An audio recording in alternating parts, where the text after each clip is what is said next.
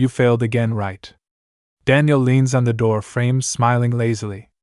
His tone sounds like he is celebrating my collapse early. I stand at the Chicago rental doorway holding an insulated bag. The doormat says "Welcome home." The words look cold and fake. Soft yellow light spills from the kitchen. Smell of dinner floats from the dining room. Linda stands by the table staring at me tense. Nate sits by the sofa staring at his phone screen. Karen twists open a wine bottle and fills 3 glasses. Ray rubs his hands looking eager. Tara holds up her phone setting a tripod in the corner. They set it up like a live reality show. Daniel pats my shoulder, voice light. Relax tonight, do not cry like before. I change shoes slowly and steady. I hear someone inside stifling a laugh.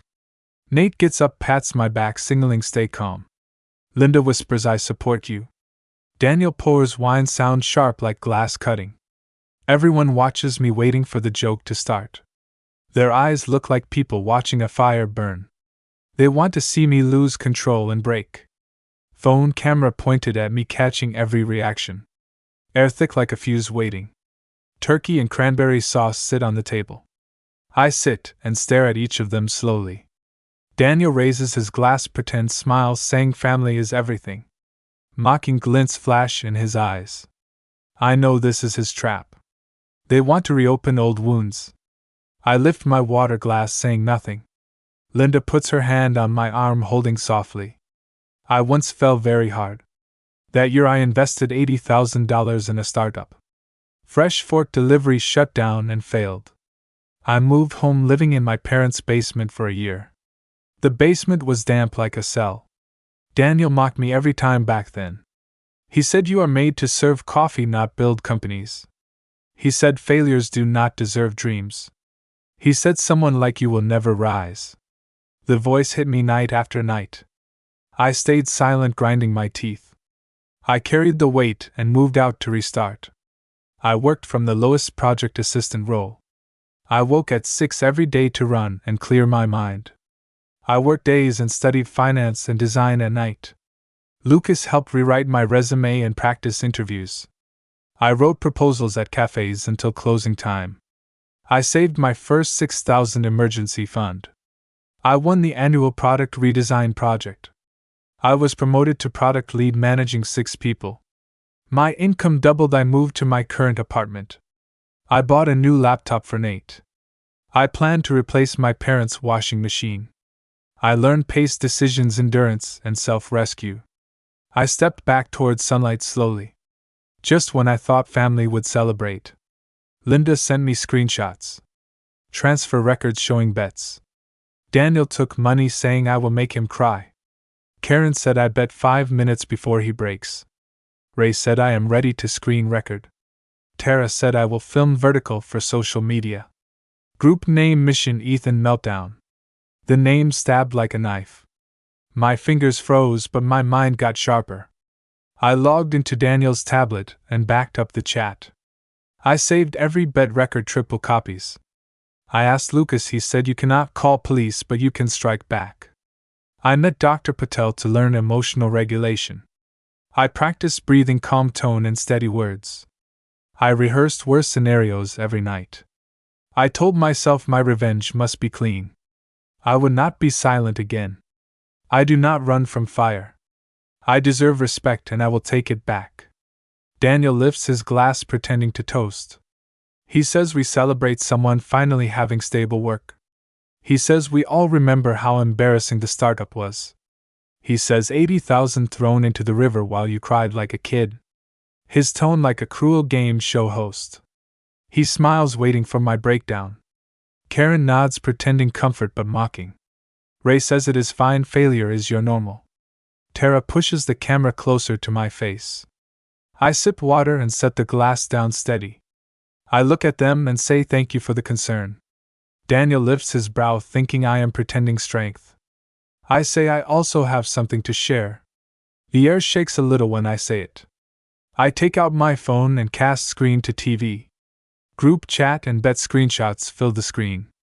The room freezes silent. Daniel's face turns white instantly. Karen drops her fork on the plate. Ray frowns, looking at Tara, panicked. Tara drops her phone, eyes darting. They look like evidence under a spotlight. I say, it seems you were not ready to laugh tonight. I open payment records, numbers shining. I read names, times, and bets. I say you wanted to see me collapse, here is proof. Nate stands beside me, arms crossed, defending. Linda lifts another phone, filming them. Daniel rushes to grab the remote. I step back, smooth, and dodge. Nate pushes Daniel back, saying, sit down. Fear and awkward shame spread in the room. Karen stammers, saying it was just a joke. I say a joke is not planning, betting, and filming.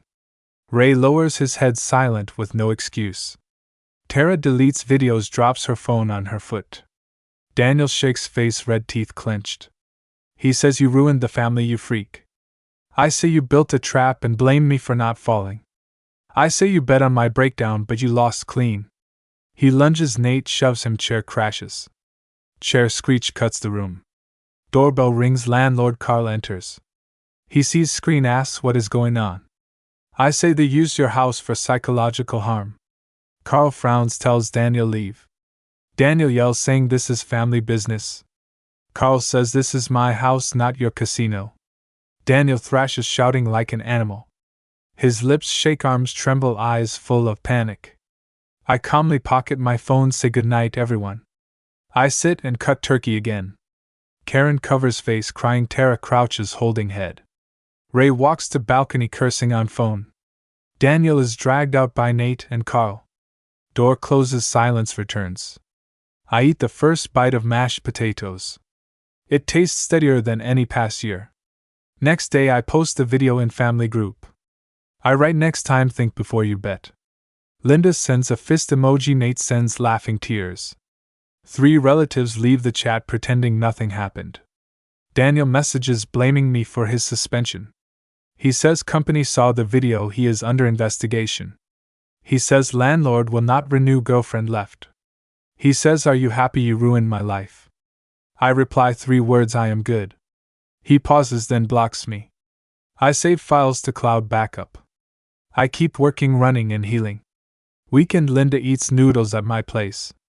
Nate brings wine, Lucas tells dry jokes.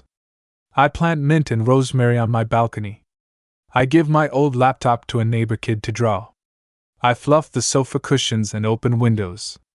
Sunlight hits fresh baked bread on the table. Air calm and clean like a new page. Friends invite me for Thanksgiving dinner. Table full of roasted vegetables and soup. No malice, no bets, no secret traps. Only warmth and real laughter. I raise a glass, saying to rebirth and boundaries. They laugh and say to freedom and dignity. This time I did not bow or step back. I am safe, respected, and in control. Those betrayed can rebuild their edge. Silent ones can strike back too. Boundaries are shields, not walls. Dignity is the start, not the reward. I walked out of darkness and shut the door. Future quiet, clean, full of new light. They face empty plates and a lost gamble. I win not because they fell. I win because I stood up.